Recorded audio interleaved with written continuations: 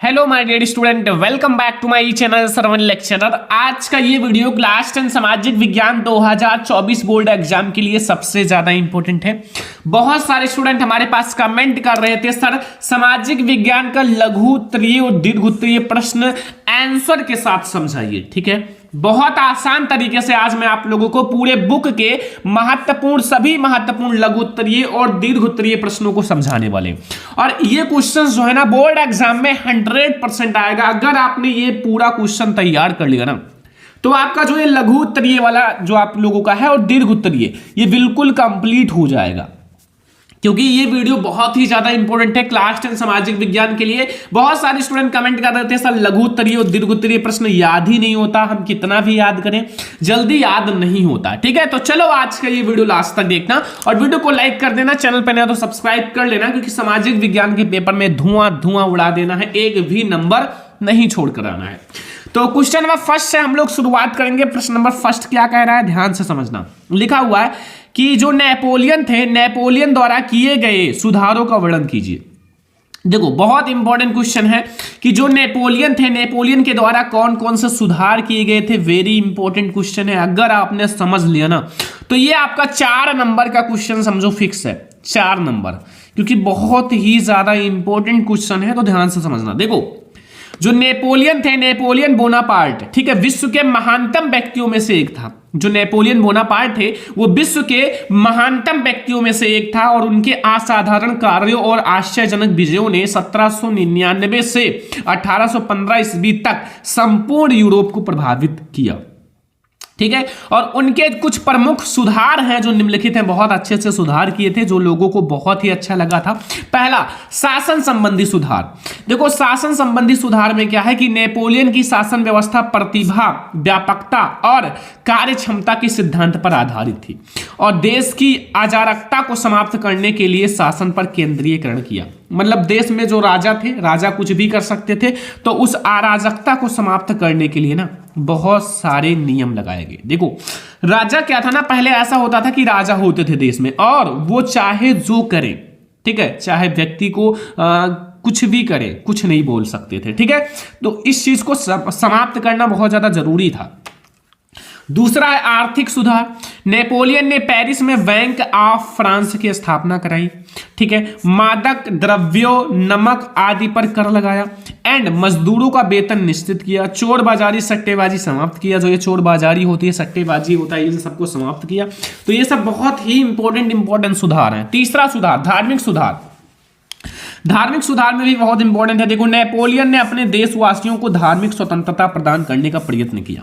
जो नेपोलियन था उन्होंने जो अपने मतलब देश के जो धार्मिक मतलब धर्म पर कोई भी रोक नहीं लगाई जानी चाहिए। ठीक है, तो धार्मिक स्वतंत्रता का प्रयत्न किया। ठीक है, एंड राज्य की ओर से सभी अपने धर्म को आचरण करने की स्वतंत्रता प्रदान की। आप किसी भी धर्म से हो, आप अपने धर्म की पूजा कर सकते हो। ठीक है, इस पर जो है ये बिल्कुल फ्री कर दिए। शिक्षा संबंधी सुधार। नेपोलियन ने शिक्षा के क्षेत्र में महत्वपूर्ण सुधार किए और उसने फ्रांस में राष्ट्रीय शिक्षा की नींव डाली और पेरिस में एक विश्व बैंक की स्थापना भी किया।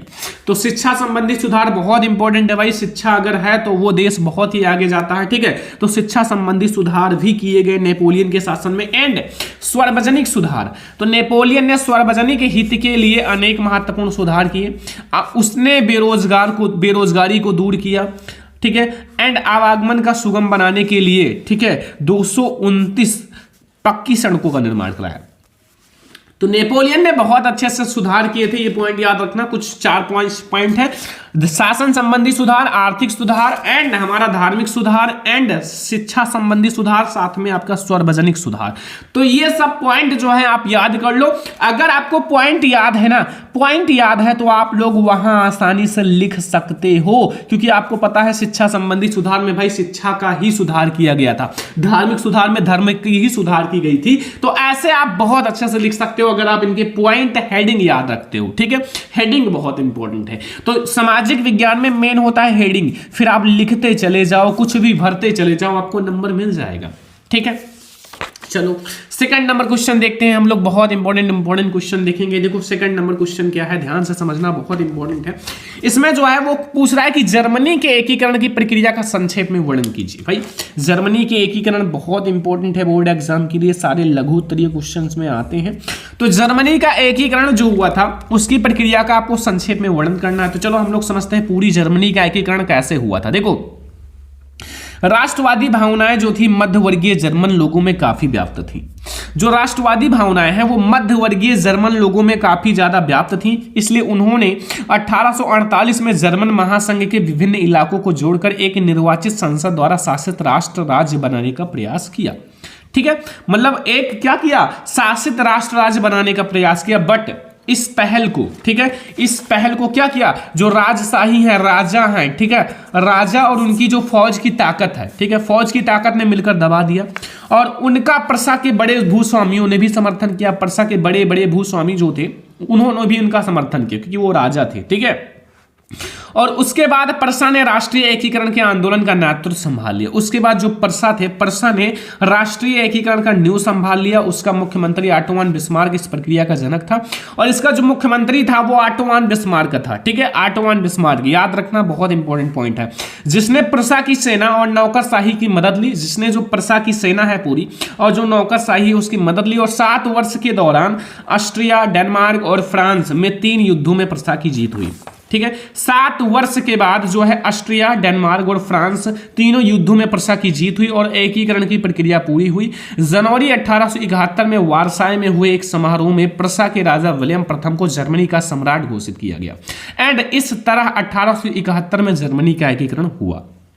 ठीक है, तो ये पूरा हमारा जर्मनी का एकीकरण है, बहुत ही इंपॉर्टेंट है, आप लोग नोट कर लो। ठीक है, इसीलिए मैं इसमें अब पेन नहीं चला रहा हूं ताकि आप लोग इसका नोट बना लो। ठीक है, तो यहां से आप नोट को, राष्ट्रवादी भावनाएं जर्मन मध्य वर्गीय जर्मन में काफी ज्यादा व्याप्त थी और पूरा 1871 में ये पूरी जर्मनी के एकीकरण की प्रक्रिया पूरी हुई थी। ठीक है, तो second number question I hope कि आपको समझ में आ गया होगा। जर्मनी का एकीकरण मैंने आपको पूरा अच्छे से समझा दिया है। ठीक है, एंड फिर हमारा तीसरा नंबर क्वेश्चन आता है माय डियर स्टूडेंट, भारत में जो रॉलेट एक्ट था उसका विरोध कैसे किया गया एंड परिणाम क्या हुआ। भाई देखो रॉलेट एक्ट एक कानून था, ध्यान से समझना क्या था। जो रॉलेट एक्ट था ना, एक कानून था।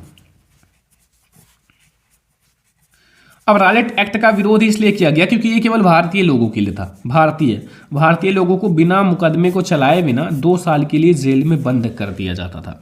तो ये तो खतरनाक कानून था ही। ठीक है, तो रॉलेट एक्ट जो था 1919 इसमें पारित एक ऐसा कानून था जिसमें भारतीयों पर किसी तरह के मुकदमे को चलाए बिना, किसी भी तरह के मुकदमे को चलाए बिना शंका के आधार पर गिरफ्तार कर 2 साल के लिए जेल में बंद किया जा सकता था। केवल अगर आपको शंका है, ठीक है, अगर आपको इस भारतीय पर शंका है तो उसको 2 साल के लिए जेल में बंद कर दिया जाता था।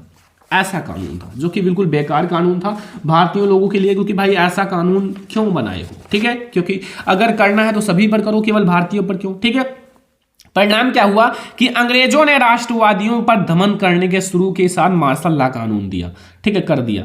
एंड 13 अप्रैल को जलियांवाला बाग हत्याकांड हुआ। अब इन्हीं सब के कारण भैया जलियांवाला बाग हत्याकांड हुआ था, जो कि बहुत ही ज्यादा खतरनाक था। बहुत सारे लोग मारे गए थे, बहुत सारे सैनिक मारे गए थे, बहुत सारे किसान मारे गए थे। ठीक है, बहुत ही बेकार कानून था। विरोध क्या हुआ, भारत में लोगों द्वारा रॉलेट एक्ट का विरोध निम्न प्रकार से जताया गया। विभिन्न शहरों में रैली जुलूसों का आयोजन किया गया एंड कई शहरों में दुकानदारों ने दुकान बंद करके अपना विरोध जताया, मतलब जितना हो सके उतना विरोध जताया। ठीक है, तो रॉलेट एक्ट क्या है वो भी मैंने आपको बता दिया, इसका परिणाम क्या हुआ वो भी बता दिया, साथ में मैंने आपको विरोध भी बताया कैसे इसका विरोध किया गया। तो बहुत इंपॉर्टेंट क्वेश्चन है हमारा क्वेश्चन नंबर 3, और आई होप कि आपको रॉलेट एक्ट जो है वो पूरा समझ में आ गया होगा। हमारे पास बहुत सारे क्वेश्चंस हैं, इसलिए मैं आप लोगों को थोड़ा सा फास्ट समझाऊंगा, क्योंकि आप लोगों को ऐसे ही हर एक सब्जेक्ट की तैयारी कराई जाएगी। तो कुछ है नहीं, रॉलेट एक्ट क्या है, बहुत आसान है। रॉलेट एक्ट 1919 में पारित एक ऐसा कानून था जिसमें भारतीयों पर किसी तरह के मुकदमे को चलाए बिना शंका के आधार पर गिरफ्तार कर 2 साल के लिए जेल में बंद कर दिया जाता था, बस हो गया। ठीक है, तो ये हमारा है रॉलेट एक्ट और परिणाम और विरोध। तो अब हम लोग नेक्स्ट क्वेश्चन देखेंगे, बहुत ही इंपॉर्टेंट क्वेश्चन नंबर 4। ध्यान से समझो एक एक क्वेश्चन को जो मैं आप लोगों को बता रहा हूं, क्योंकि ये सारे आपके बोर्ड एग्जाम के लिए इतना ज्यादा इंपॉर्टेंट है कि आपके बोर्ड एग्जाम में यहीं से क्वेश्चंस आएंगे भी। तो अगर आपने पहले ही समझ लिया तो बोर्ड एग्जाम के पेपर में तो फिर तबाही तय है। ठीक है, तो इसीलिए मैं आप लोगों को पहले ही सारे क्वेश्चन समझा दे रहा हूं, ताकि आप लोग इन सारे क्वेश्चन को समझकर बहुत अच्छे मार्क्स लाओ। ठीक है, तो देखो इसमें क्या पूछ रहा है कि सत्याग्रह के विचार का क्या मतलब है। सत्याग्रह, सत्याग्रह का नाम ही है सत्याग्रह, तो सभी को पता है सत्य का मतलब होता है सत्य और आग्रह का मतलब होता है आग्रह होना। सत्य की तरफ हमें आग्रह होना, सत्य पर चलना, सत्य की ही जीत होती है लास्ट तक। तो इसी के बारे में आपको बताना। देखो सत्याग्रह के विचार का मूल आधार है सत्य की शक्ति पर आग्रह। सत्याग्रह जो है, सत्याग्रह की शक्ति का जो मूल विचार है, मतलब सबसे अच्छा विचार, वो है सत्य की शक्ति पर आग्रह तथा सत्य की खोज करना है। ठीक है, गांधी जी इसके प्रबल समर्थक थे तथा उन्होंने इसकी व्याख्या निम्न प्रकार से की है। पहला पॉइंट समझो, अगर आपका उद्देश्य सच्चा है, अगर आपका उद्देश्य सच्चा है और यदि आपका संघर्ष अन्याय के खिलाफ है, और जो आपका संघर्ष है, जो आप लड़ाई लड़ रहे हो वो अन्याय के खिलाफ हो, तो उत्पीड़क से मुकाबला जो है, उत्पीड़क से मुकाबला, आगे पॉइंट समझो। ठीक है, मुकाबला के लिए शारीरिक बल की आवश्यकता नहीं है। ठीक है, शारीरिक,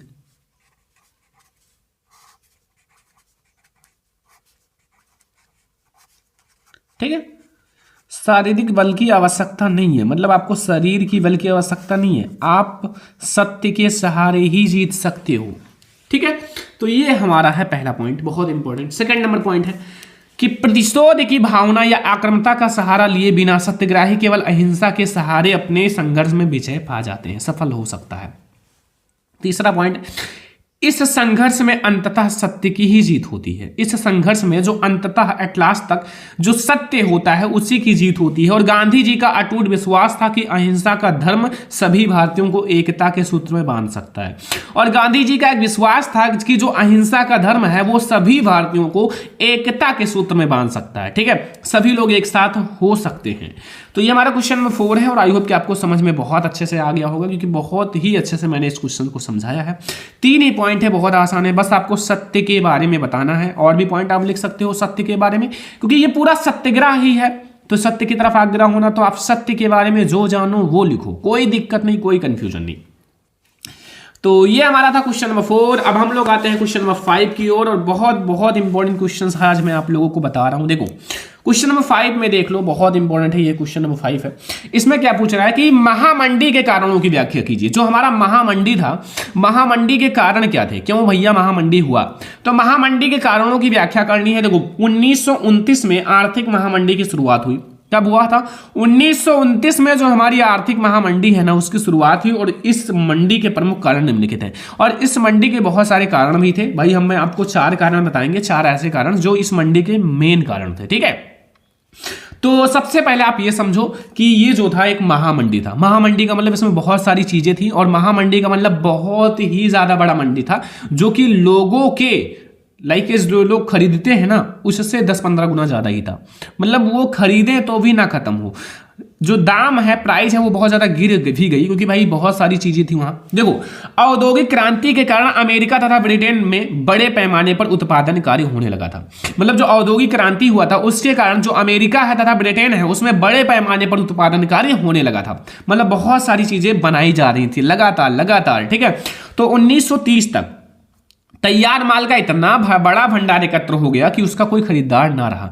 अब लगातार जब आप बनाते जाओगे तो एक ऐसा समय आएगा कि बहुत सारे माल इकट्ठा हो जाएंगे। तो ऐसे 1930 तक, ठीक है, इतना ज्यादा भंडार इकट्ठा हो गया ना कि उसका कोई खरीदार ही नहीं था। एंड कृषि क्षेत्र में अति उत्पादन के कारण, कृषि क्षेत्र जो है उसमें बहुत ज्यादा उत्पादन के कारण कीमतें गिरने लगी। पहले से इतना बड़ा भंडार है और ऊपर से आप कृषि क्षेत्र के भी भंडार ला रहे हो, तो आपको पता है कि कीमत तो गिरेंगे ही। किसान ने अपनी घटती आय को बढ़ाने के लिए अधिक उत्पादन करना शुरू किया, किंतु इससे कीमतें और गिरने लगी। जब और ज्यादा भंडार इकट्ठा हो गया तो कीमतें और ज्यादा गिरने लगी। ठीक है, और यूरोप में कई बैंक धराशायी हो गए और कई शहरों की मुद्रा की कीमत बुरी तरह से गिर गई। एंड अमेरिका के शेयर बाजार में शेयरों की कीमत में गिरावट आ गई। जो अमेरिका के शेयर बाजार थे उनमें बहुत ज्यादा गिरावट आ गई, और इसकी वजह से वहां लाखों व्यापारियों का दिवाला निकल गया। ठीक है, तो ये हमारे 4 पॉइंट है, केवल 4 ही पॉइंट आपको समझना है इस महामंडी में। और भी आप लिख सकते हो खुद से ही, बहुत सारे महामंडी के बारे में आप लिख सकते हो। ठीक है, कि महामंडी में बहुत सारे अनाज इकट्ठा हो गए, बहुत सारी सब्जियां इकट्ठा हो गई, बहुत सारे ड्राई फ्रूट्स इकट्ठा हो गए जो पड़ी सड़ने लगे क्योंकि उनका कोई खरीदार ही नहीं था। ऐसे आप बहुत बड़ा लिख सकते हो, बट मैंने आपको वो चीज पॉइंट समझाया है जो मेन है। ठीक है, लिखने को तो आप 2-3 पेज लिख सकते हो। नेक्स्ट क्वेश्चन है हमारे स्टूडेंट, क्वेश्चन नंबर 6। देखो इसमें क्या पूछ रहा है कि पहाड़ी क्षेत्रों में मृदा अपरदन की रोकथाम के लिए क्या कदम उठाए जाने चाहिए। जो हमारे पहाड़ी क्षेत्र होता है, पहाड़ी क्षेत्रों में अगर हमें मृदा अपरदन की रोकथाम करनी है, जो मृदा अपरदन होता है ना, तो मृदा अपरदन की अगर हमें रोकथाम करनी है तो हमें क्या कदम उठाए जाने चाहिए। देखो मृदा के कटाव और उसके बहाव की प्रक्रिया को मृदा अपरदन कहते हैं। जो मिट्टी होता है, मृदा के कटाव और उसके बहाव की प्रक्रिया को ही मृदा अपरदन कहते हैं। और विभिन्न मानवीय तथा प्राकृतिक कारणों से मृदा अपरदन होता है। बहुत सारे मानव के द्वारा, जो लोग होते हैं, इंसान होते हैं, उनके द्वारा मृदा अपरदन होता है, और बहुत सारे प्राकृतिक चीजों के द्वारा मृदा अपरदन होता है। कुल मिला के मानव के द्वारा भी होता है और प्राकृतिक के द्वारा भी होता है। और पहाड़ी क्षेत्रों में मृदा अपरदन की रोकथाम के लिए निम्नलिखित कदम अपनाए जाने चाहिए। ठीक है, अगर पहाड़ी क्षेत्रों में हमें मृदा अपरदन रोकना है तो हमें इन सारे कदम को उठाए जाने चाहिए।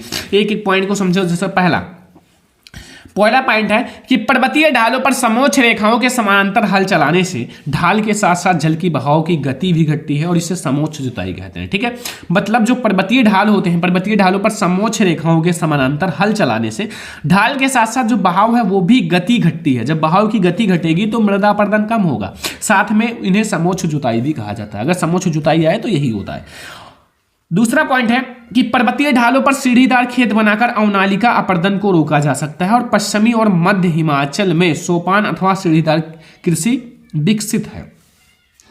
लास्ट और तीसरा पॉइंट है पर्वतीय ढालों पर बांध बनाकर जल प्रवाह को समुचित ढंग से खेती में लाया जा सकता है और मृदा रोधक बांध अवनालिका के फैलाव को रोकते हैं। ठीक है, तो ये 3 पॉइंट है हमें पहाड़ी क्षेत्रों में मृदा अपरदन को रोकने के लिए, और हम पहाड़ी क्षेत्रों में इन सारे टिप्स के द्वारा, इन सारी चीज़ों के द्वारा हम मृदा अपरदन को रोक सकते हैं। ठीक है, बस ये 3 पॉइंट याद रखना, आपको मृदा अपरदन जो है पहाड़ी क्षेत्र में होगा ही नहीं। तो तीनों आप नोट कर लो, यहाँ से पर्वतीय ढालों से, फिर आपका पर्वतीय ढाल, फिर हमारा पर्वतीय ढाल। ठीक है, तो तीनों के शुरुआत में पर्वतीय ढाल ही है।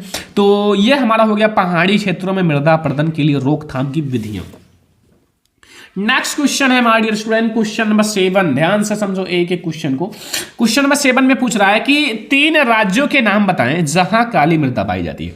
आपको 3 ऐसे राज्य के नाम बताना है जहां काली मृदा पाई जाती है और इस पर हम मुख्य रूप से कौन सी फसल उगाई जा सकती है।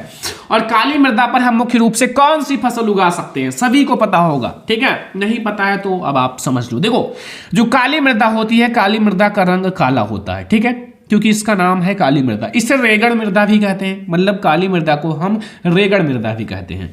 और यह लावाजनक सैलों से बनती है। जो हमारी काली मृदा है वो लावाजनक सैलों से बनती है। ठीक है, लावाजनक, जो लावाजनक सैल होते हैं। और यह मृदा महाराष्ट्र, सौराष्ट्र, मालवा, मध्य प्रदेश, छत्तीसगढ़ के पठार में पाई जाती है। जो हमारा महाराष्ट्र होता है, सौराष्ट्र होता है, मालवा होता है, मध्य प्रदेश होता है, छत्तीसगढ़ होता है, इन सारों के पठार में ये मृदाएं पाई जाती हैं। और काली मृदा कपास की खेती के लिए सबसे उचित समझा जा सकता है। मतलब काली मृदा में हम कपास की खेती सबसे अच्छा करते हैं। कपास की खेती के लिए सबसे अच्छी मृदा काली मृदा है। ठीक है, तो काली मृदा में हम कपास की खेती सबसे अच्छी कर सकते हैं, क्योंकि इसे हम लोग काली कपास की मृदा के नाम से भी जानते हैं। ठीक है, काली मृदा के नाम से। ठीक है, काली मृदा यानी कि काली मृदा को हम काली कपास की मृदा के नाम से भी जानते हैं, ये ध्यान रखना। तो ये आप लोगों को समझ में आ गया होगा भाई, काली मृदा के 3 ऐसे राज्य जहां काली मृदाएं पाई जाती हैं, साथ में इस पर हम मुख्य रूप से कौन से फसल उगाए सकते हैं। ठीक है, तो ये तो बहुत आसान क्वेश्चन है, बट अगर मैं ये कहूँ रिकॉर्ड तोड़ चुका है बोर्ड एग्जाम में आने का, तो आपका होश उड़ जाएगा ना, क्योंकि बहुत ही बार आ चुका है ये क्वेश्चन बोर्ड एग्जाम में।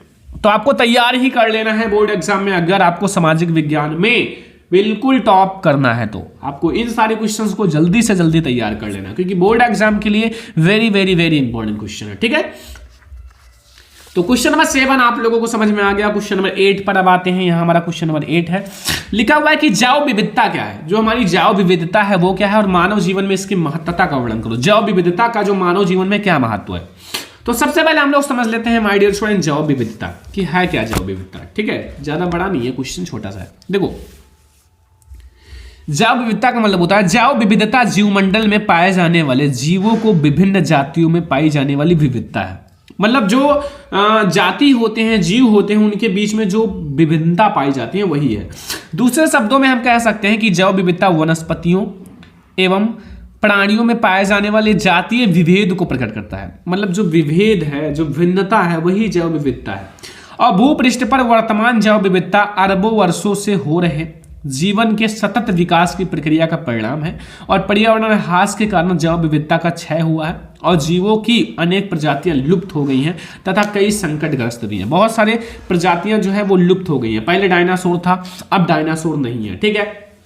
ऐसे बहुत सारी प्रजातियां लुप्त हो चुकी हैं और बहुत सारे अभी भी संकटग्रस्त हैं, मतलब लुप्त होने के कगार पर है, ठीक है। मानव जीवन के महत्व देखो, मानव जीवन के लिए महत्व जो जैव विविधता है उसका, तो मानव अपने उत्पत्ति काल से ही विभिन्न आवश्यकताओं की पूर्ति जीव जगत से करता चला आ रहा है, ठीक है।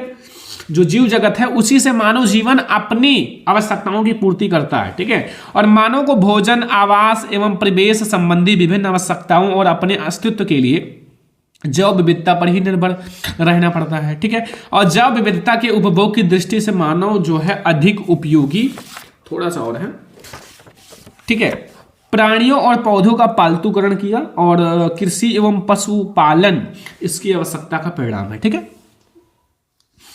तो ये हमारा हो गया जैव विविधता का टॉपिक और आई होप कि आपको ये जैव विविधता का टॉपिक बहुत अच्छे से समझ में आ गया होगा, कोई दिक्कत, कोई कंफ्यूजन नहीं होगा। नेक्स्ट क्वेश्चन आ जाओ, क्वेश्चन नंबर 9। देखो मैं आपको एक एक क्वेश्चन इसलिए समझा रहा हूं अलग अलग ताकि आपको इसका नोट बना सको, ठीक है। नोट बना लेना जरूर से ही। नेक्स्ट क्वेश्चन है जल दुर्लभता क्या है। जो जल दुर्लभता है वो क्या है और इसके मुख्य कारण क्या है। देखो जल के विशाल भंडार तथा नवीकरणीय योग्य नवीकरणीय गुण के होते हुए भी यदि जल की कमी महसूस की जाए तो उसे जल दुर्लभता कहते हैं। देखो जल का जो इतना बड़ा विशाल भंडार है तथा ये नवीकरणीय योग्य संसाधन भी है, अब इन सब के होते हुए अगर जल की कमी महसूस की जाए, जो जल है जल की भी भंडार में कमी महसूस की जाए तो वही हमारी जल दुर्लभता है। विभिन्न क्षेत्रों में जल की कमी या दुर्लभता के कारण निम्नलिखित कारण उत्तर नहीं है। जैसे पहला बढ़ती जनसंख्या, ये तो सभी के लिए भाई एक हानिकारक चीज है, बढ़ती जनसंख्या। देखो जल अधिक जनसंख्या के घरेलू उपयोग में ही नहीं बल्कि अधिक अनाज उगाने के लिए भी चाहिए। अतः अनाज का उत्पादन बढ़ाने के लिए जल संसाधनों का अतिशोषण करके सिंचित क्षेत्र को बढ़ा दिया जाता है, ठीक है। नेक्स्ट क्वेश्चन, जल का असमान वितरण।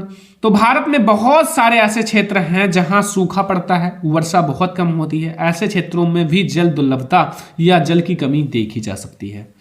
कुएं या नलकूप, देखो बहुत से किसान अपने खेतों में निजी कुएं या नलकूप से सिंचाई करके उत्पादन बढ़ा रहे हैं जिससे जल का स्तर और नीचे गिर रहा है, ठीक है। तो इन सब के कारण हमारा जो जल दुर्लभता है वो हो सकता है। जो जल दुर्लभता का टॉपिक आपको समझ में आ गया भाई। जल दुर्लभता के 3 टॉपिक्स हैं, 3 हेडिंग्स, बढ़ती हुई जनसंख्या, जल का असमान वितरण एंड निजी कुएं तथा नलकूप, ठीक है। तो ये हमारा हो गया जल दुर्लभता, बहुत इंपॉर्टेंट है क्वेश्चन नंबर 9। और अब हम लोग देखते हैं क्वेश्चन नंबर 10, बहुत ही इंपॉर्टेंट है my dear student. Question number 10 देखो, क्वेश्चन नंबर 10 समझो माय डियर स्टूडेंट। यहां लिखा हुआ है कि भारतीय कृषि की कोई 3 विशेषताओं का वर्णन करो। जो भारतीय कृषि उनकी कोई 3 विशेषताएं बतानी है। देखो भारतीय कृषि की 3 विशेषताएं निम्नलिखित है। पहला प्रकृति पर निर्भरता, जो प्रकृति है उस पर निर्भर रहते हैं। तो भारतीय कृषि मानसूनी वर्षा पर निर्भर करती है और यही कारण है कि वर्षा की अनियमित एवं अनिश्चितता जो है भारतीय कृषि अर्थव्यवस्था को सर्वाधिक प्रभावित करती है। जिस वर्ष मानसूनी वर्षा अनियमित या फिर नियमित होती है, कृषि उत्पादन में भी नियमित मात्रा में प्राप्त होती है, ठीक है। एंड कृषि की निम्न उत्पादकता, देखो भारत में कृषि उपजों का प्रति हेक्टेयर उत्पादन अपेक्षाकृत अन्य देशों से कम है। प्रति श्रमिक की दृष्टि से भारत में श्रमिकों की औसत जो है वार्षिक उत्पादन केवल $105 है। $105 का मतलब थोड़ा 10,000 भी नहीं है, ठीक है। तो बहुत ही कम है और यहाँ जो किसान है बहुत सारे लोग हैं, जनसंख्या बहुत है बट जो उत्पादन है वो बहुत कम है। नेक्स्ट है तीसरा पॉइंट, खनन फसलों की प्रमुखता। भारतीय कृषि में खनन फसलों की प्रमुखता रहती है क्योंकि 100 करोड़ से भी अधिक जनसंख्या के भरण पोषण के लिए ऐसा किया जाना चाहिए। तो ये 3 पॉइंट है हमारे स्टूडेंट भारतीय कृषि की समस्याओं के या भारतीय कृषि की विशेषताएं, ठीक है। ये 3 पॉइंट, प्रकृति पर निर्भरता, कृषि की निम्न उत्पादकता और खनन फसलों की प्रमुखता, ठीक है। तो अब हम लोग देखते हैं नेक्स्ट क्वेश्चन 11 नंबर। देखो संघवाद क्या है। जो संघवाद है वो क्या है और इसकी प्रमुख विशेषताएं लिखिए। बहुत ही इंपॉर्टेंट क्वेश्चन है माय डियर स्टूडेंट, बहुत इंपॉर्टेंट। संघवाद, तो संघवाद के बारे में सबसे पहले आप समझ लो होता क्या है। देखो संघवाद का मतलब होता है, संघवाद सरकार का एक ऐसा प्रारूप है जिसमें सर्वोच्च सत्ता केंद्रीय प्राधिकार और उसकी निश्चित विभिन्न अनुषंगिक इकाइयों के बीच बट जाती हैं। ठीक है, संघवाद की विशेषताएं, पहला, यहां सरकार 2 या 2 से अधिक स्तरों वाली होती हैं, एंड दूसरा है अलग अलग स्तर की सरकारें एक ही नागरिक समूह पर शासन करती हैं, और पर यह कानून बनाने, कर वसूलने, प्रशासन का उनका अपना अपना अधिकार क्षेत्र होता है। जैसे कर वसूलने का अपना अपना अधिकार क्षेत्र है, कानून बनाने का अपना अपना अधिकार क्षेत्र है। ठीक है, तीसरा पॉइंट है, संविधान के मौलिक प्रावधानों को किसी एक स्तर की सरकार अकेले नहीं बदल सकती। अगर संविधान का कोई भी नियम बदलना है तो कोई एक सरकार अकेले नहीं बदल सकती, ऐसे बदलाव दोनों स्तर की सरकारों की सहमति से ही होता है। चौथा पॉइंट है यहां देखो, वित्तीय स्वायत्तता निश्चित करने के लिए विभिन्न स्तर की सरकारों के लिए राजस्व के अलग अलग स्रोत निर्धारित हैं। पांचवा पॉइंट है, इस प्रकार जो संघीय शासन व्यवस्था के दोहरे उद्देश्य हैं और देश की एकता की सुरक्षा करना और उसे बढ़ावा देना तथा इसके साथ ही क्षेत्रीय विविधताओं का पूरा सम्मान करना। ठीक है, तो ये हमारा हो गया पूरा संघवाद और उनकी 5 विशेषताएं, बहुत इंपॉर्टेंट विशेषताएं मैंने आपको बताई है। अब हम लोगों ने देखा 11 इंपॉर्टेंट लघु उत्तरीय, अब हम लोग दीर्घ उत्तरीय प्रश्न पे आ जाते हैं। दीर्घ उत्तरीय प्रश्न जो बोर्ड एग्जाम के लिए वेरी इंपॉर्टेंट है वो क्वेश्चन देखते हैं। दीर्घ उत्तरीय प्रश्न में पहला क्वेश्चन, इटली के एकीकरण की प्रक्रिया का वर्णन करो। बहुत इंपॉर्टेंट है, इटली के एकीकरण की प्रक्रिया। देखो 19वीं शताब्दी की बात है। 19वीं शताब्दी में इटली के एकीकरण की प्रक्रिया प्रारंभ हुई और जो इस प्रकार से है। पहला, इस समय इटली अनेक वंशानुगत राज्यों व बहुराष्ट्रीय हैबसबर्ग साम्राज्य में बिखरा हुआ था। ठीक है, इस समय जो इटली है अनेक वंशानुगत राज्यों व बहुराष्ट्रीय हैबसबर्ग साम्राज्य में बिखरा हुआ था। एंड दूसरा पॉइंट है, इटलावी भाषा संपूर्ण इटली में नहीं बोली जाती थी। अनेक स्थानों पर उनके जो है रूप अनेक स्थान पर इनके जो अनेक रूप प्रचलित थे। ठीक है, और 1830 के दशक में ज्यूसेppe मैत्सनी ने इटली को एकीकृत करने के लिए सबसे ज्यादा प्रयास किया। किसने? ज्यूसेppe मैत्सनी ने इटली को एकीकृत करने के लिए सबसे ज्यादा प्रयास किया और यंग इटली नामक सोसाइटी या यंग इटली नामक संगठन स्थापित किया। और चौथा पॉइंट है, 1859 ईस्वी में सार्डिनिया पीडमांट ने ऑस्ट्रिया को पराजित किया और इस युद्ध में जोसेफी गैरिबाल्डी के नेतृत्व में अनेक सैनिक ने भी भाग लिया। पांचवा पॉइंट है, 1860 ईस्वी में दक्षिणी इटली व 2 सिसिलियों के राज्यों में सार्डिनिया पीडमांट ने सैनिकों ने प्रवेश किया, यहां पर स्थानीय किसानों की मदद ली और स्पेन को पराजित कर सके। छठवां पॉइंट है, 1861 में विक्टर इमैनुअल द्वितीय को एकीकृत इटली का राजा घोषित किया गया और 1870 में यह एकीकरण पूर्ण हो गया। बस इतना है हमारा इटली का एकीकरण। ठीक है, इटली का एकीकरण आपको बस यही पॉइंट्स, आपको 6 पॉइंट समझ लो, आपका ये लॉन्ग क्वेश्चन क्लियर हो जाएगा। इटली का एकीकरण का ये 6 पॉइंट, 6 ही पॉइंट हैं ही आपके पूरे इटली के एकीकरण में, और इसको आप बना कर बहुत बड़ा लिख सकते हो, बट आपको ये मैंने जो 6 पॉइंट बताया है वो बहुत इंपॉर्टेंट है। नेक्स्ट लॉन्ग क्वेश्चन नंबर 2 बहुत इंपॉर्टेंट है। ऊर्जा के गैर परंपरागत स्रोतों का वर्णन कीजिए। ऊर्जा के जो गैर परंपरागत स्रोत हैं उसका वर्णन करना है। ठीक है, तो देखो ऊर्जा के वे संसाधन जो एक बार प्रयोग में करने पर समाप्त नहीं होते और जिनकी पुनः पूर्ति संभव है उसे हम लोग क्या कहते हैं? उसे हम लोग कहते हैं गैर परंपरागत या नवीकरणीय योग्य संसाधन। ठीक है, तो ये हमारा हो गया ऊर्जा के गैर परंपरागत, जो ऐसा साधन होता है जो एक बार प्रयोग करने पर समाप्त नहीं होते, जिनकी हम पुनः पूर्ति कर सकते हैं। ठीक है, जैसे सौर ऊर्जा है, पवन ऊर्जा है, ज्वारीय ऊर्जा। देखो सौर ऊर्जा, भारत एक उष्णकटिबंधीय क्षेत्र है या देश है जहां यहां सौर ऊर्जा के दोहन की असीम संभावनाएं हैं। ठीक है, वोल्टाइक जो है प्रौद्योगिकी द्वारा धूप को सीधे विद्युत में परिवर्तित किया जाता है, सभी को पता है। पवन ऊर्जा का प्रयोग पानी बाहर निकालने, खेतों में सिंचाई करने और बिजली पैदा करने के लिए किया जाता है। वायु ऊर्जा का प्रयोग गुजरात, तमिलनाडु, महाराष्ट्र आदि में किया जाता है। बायोगैस, ग्रामीण इलाकों में झाड़ियों, कृषि अपशिष्ट, पशुओं और मानव जनित अपशिष्ट के उपयोग से, घरेलू उपयोग से बायोगैस उत्पन्न की जाती है। और हमारा चौथा पॉइंट है, लास्ट पॉइंट इसका, कि भूतापीय ऊर्जा। भूतापीय ऊर्जा में क्या है कि पृथ्वी के आंतरिक भागों से ताप का प्रयोग कर उत्पन्न की जाने वाली विद्युत को भूतापीय ऊर्जा कहते हैं। ठीक है, तो ये आपको समझ में आ गया पॉइंट। देखो मैं आपको लॉन्ग क्वेश्चन बहुत ही अच्छे से समझा रहा हूं एक एक को, तो ये हमारा लॉन्ग क्वेश्चन हो चुका है।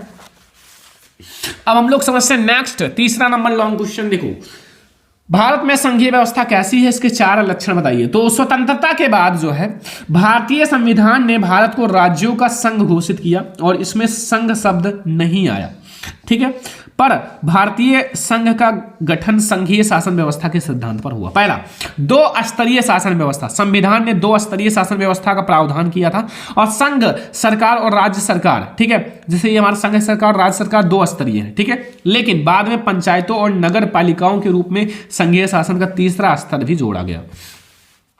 कठोर संविधान, हमारे संविधान में केंद्र व राज्य के बीच सत्ता का बंटवारा लिखित रूप से किया गया है और इसमें परिवर्तन करना आसान नहीं है। इसमें बहुत सारी मंजूरी लेनी पड़ती है, तुरंत परिवर्तन नहीं कर सकते, बहुत कठिनाई के साथ। शक्तिशाली न्यायपालिका, तो संघात्मक शासन में न्यायपालिका की भूमिका महत्वपूर्ण होती है। भारत में शक्तियों के बंटवारे से संबंधित विवाद का फैसला जो है उच्च और सर्वोच्च न्यायालय में होता है, ठीक है।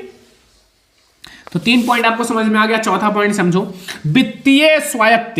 तो यहां है सरकार चलाने और अपनी जिम्मेदारियां निभाने के लिए केंद्र और राज्य सरकारों को कर लगाना, राजस्व उगाने और संसाधन जमा करने का अधिकार है। लास्ट है केंद्रीयकृत सरकार या संघवाद। देखो भारतीय जो है संघात्मक शासन अन्य देशों के शासन से भिन्न है। भारत में 2 प्रकार की सरकारें हेतु हुए भी केंद्र को शक्तिशाली बनाया गया है, केंद्र को अधिक अधिकार दिए गए हैं, इसलिए भारतीय संघ को एकीकृत, ठीक है, संघवाद कहा जाता है, ठीक है। तो ये 3 हमारे लॉन्ग क्वेश्चन हैं और भी आपको पढ़ाया जाएगा, लेकिन आप लोगों के लिए बहुत ज्यादा इंपॉर्टेंट वीडियो था। इसमें मैंने आपको बहुत सारे लघु उत्तरीय दीर्घ उत्तरीय क्वेश्चन समझाए जो बोर्ड एग्जाम के लिए वेरी इंपॉर्टेंट है। तो आई होप कि आपको ये वीडियो बहुत ही ज्यादा पसंद आया होगा। ज्यादा पसंद आया हो लाइक कर देना, शेयर कर देना, चैनल पर ना तो सब्सक्राइब भी कर लेना, ठीक है। हम लोग ऐसे नेक्स्ट इंपॉर्टेंट वीडियो में मिलेंगे, तब तक के लिए जय हिंद।